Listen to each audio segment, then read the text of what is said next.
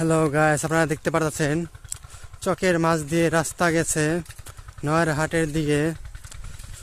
বিকাল হলে সন্ধ্যাবেলা গা ছমছমিয়ে উঠে।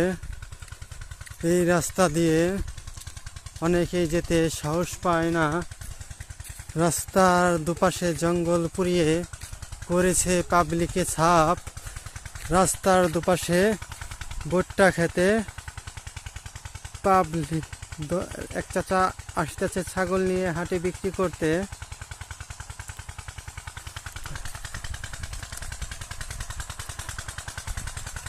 রাস্তা দিয়ে হাঁটতে সবারই ভালো লাগে। গ্রাম বাংলার চক সাইডে আছি আমরা দাঁড়িয়ে। অবশ্যই দেখতে পাচ্ছেন ধান খেতে পানি দেওয়া হচ্ছে শ্যালো মেশিন দিয়ে।